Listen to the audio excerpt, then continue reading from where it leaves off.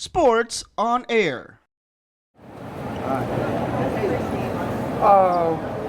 Well, it's just brings back so many memories of 1998 for me. You know, walking into a room with those 15 great players. I mean, all superstars in their own right, except for maybe Art, but because he's part of the inevitable core.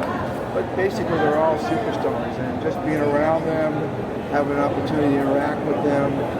I see them from a distance so much, and we plan against them. We watch them on video. We know their weaknesses and strengths, but we don't really get a chance to talk and really, get to know them. And it's a completely different life. And so that to me was the biggest impact. Was just being in the room. Actually, the practice was just very basic. Again, we realize we have a short number of practices, so we want to be very concise. That's why we're being strict on how we handle the practices and about who's around, because we have such a short window. And right now, again, we finished practice one. Now, in our minds, we have 9 practices left, and maybe we can figure out a way to get 1 or 2 or 3 more somehow. We haven't figured that out yet. But basically, we have 9 practices left, so 1 practice down. So it's kind of like a countdown for us. And so again, every practice has to be concise and efficient. So no distractions. Come in, let's do the work.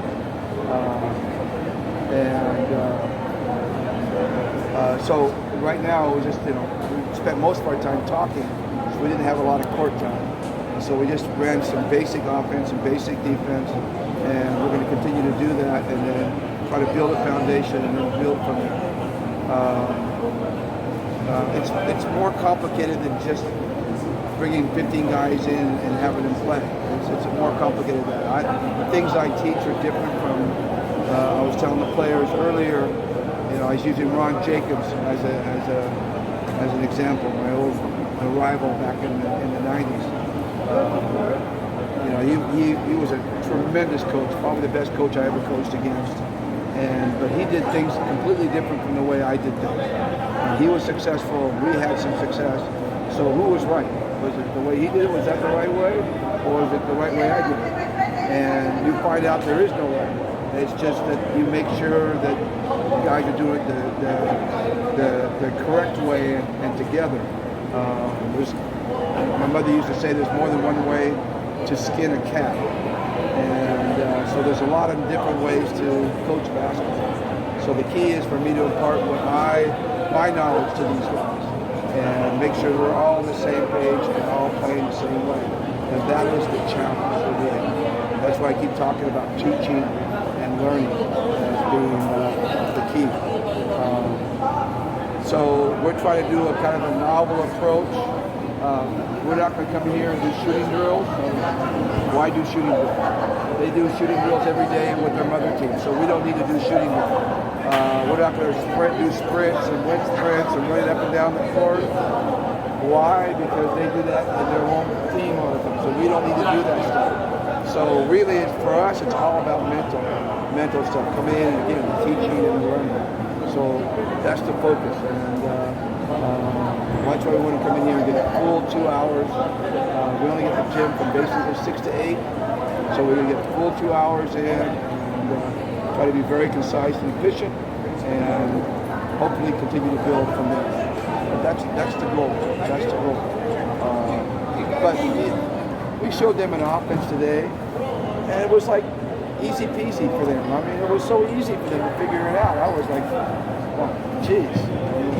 I was shocked. I mean, well, I wasn't shocked. I knew that they'd be good. I didn't know they'd be that good. So, as you know, we're missing Jumar. Jumar has a personal issue to do tonight. He couldn't make it tonight. We're expecting him to show up on Thursday. He has an ankle issue, so he would not have practiced on court with us. He would have been on the side with Chris and Marcia. But we're hoping that obviously he's a cornerstone of the national team, him and Jason. So we need him on the team and we need help. So we're going to be patient with him. I think he's one of those guys that pick up stuff really fast. That's again why we went. Sorry to the young guys, or why we want the veterans. I mean, they just pick up things so fast. I'm not saying the young guys can't do it, but these guys can do it.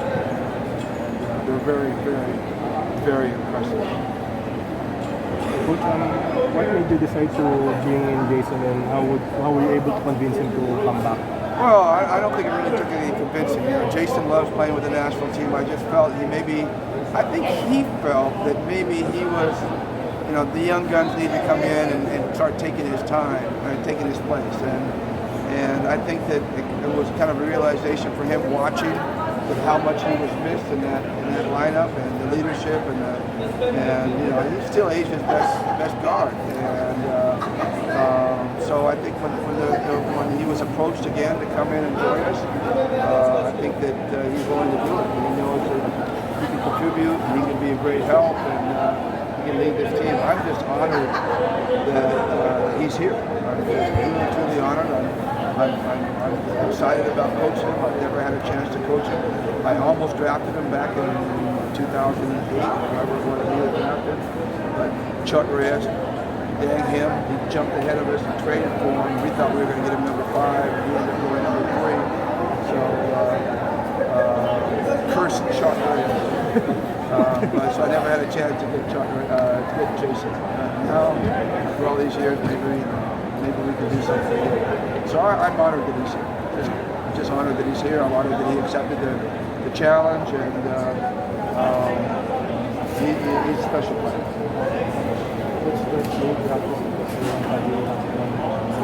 Yes, because we're going. 9 of the players are going to be in Dubai, and it's going to be a tough trip. It's a 9-hour flight. We're only there for 2 days. Then we come back another 9 hours, and so it's going to be very taxing. And I know that I don't want to practice on Monday. I'm going to be wiped out on those flights. And maybe if I had a business class flight, or I'd lay down all that, but I'm going to be there in economy the whole night. So, it's going to be a tough trip, and I think that the players deserve a day to recover. So we move it to Thursday, so we still get that once a week. And I'm sorry for the teams that have games on Fridays and Wednesdays. I know, again, from the other side, what it's like to have your players leave for the national team. It's tough, and it's a burden, and it's a sacrifice. So I'm going to try to recognize that for the other coaches as well. So we're not going to do that too often, but out of necessity, we need to do it this time.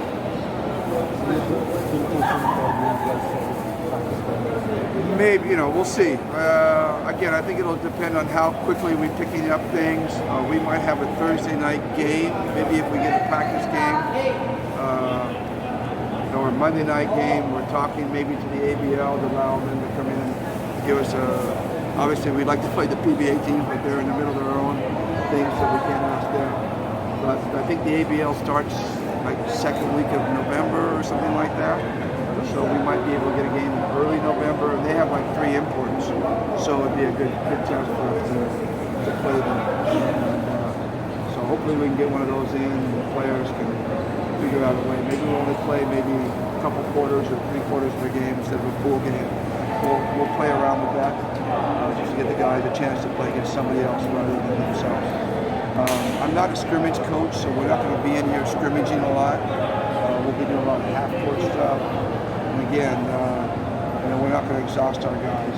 This is the 3rd conference already. It's been a long year already, and it's tough to finish the year doing 2-a-day practices and splitting your concentration at this time.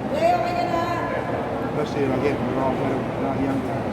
A lot of these guys are vets, so that's why all the injuries are showing up. This is the hardest conference to get through injury-wise.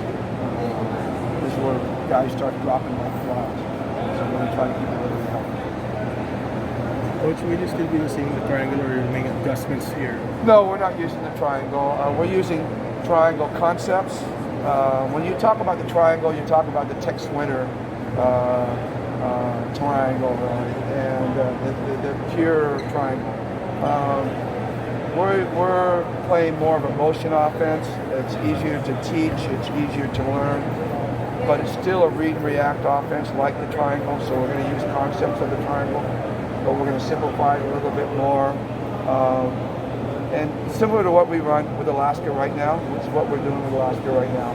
And you know, we're going to see how far we can build in 10 practices in terms of being an advanced offense. Go beyond a basic level. We'll see where we can go. But these guys, you know, can play off a basic thing. I was telling them earlier, I don't care what system they run. They can run a Yang Yao system, they can run a Chuck Reyes system, they can run a Tim Coyne system, a Tab Baldwin system. It doesn't matter what kind of offensive system, they're going to be great. Offense is not a problem for these guys. So my teaching is really going to be more about the defensive side. That's what I think the team needs to be better at, is the defensive side. I think we underestimate the defensive side when we put national teams together. And I think if we become a great defensive team, or at least all on the same page, we have schemes, we know what we're going to be doing defensively, then our offense will take care of itself. And so we're going to work from that angle.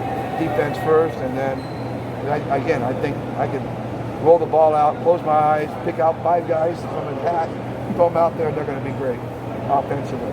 But let's make sure they're great defensively too. Coach, Denzel Bowles said, see you in Manila. Yeah, Denzel's got, he's great. Obviously, I know him really well. He's got a really playful personality. He's fun to be around. He's a terrific guy to be around. Teammates love him, and he's terrifically skilled. He's a really skilled guy. He showed that when we won the championship against him. We were just talking about it with Jimmy. Jimmy played in that, and when we beat Talkentex in the finals, and he had those 2 free throws. But he is a lights out shooter. He can post up. He showed that against Raino Shine when he was here. Raino Shine was playing very well with him, but he got injured. But good news is we know him. We know how to scout him. We know what his tendencies are. So that'll help. But you can know a guy, but he can still do his thing. He's got that kind of skill. He can do all the things we want. He can still put up a big number in one game. He can come out and hit us for 30, 35, 38 points and get 25 rebounds and pull up an upset all by himself. So we have to be very, very wary of him and his skill level. That's going to be one of our goals. We're going to have people out there trying to scout him. Scout the team. Coach, maraming salamat. Thank you for watching. Click the subscribe button and ring the bell to be notified with our latest videos.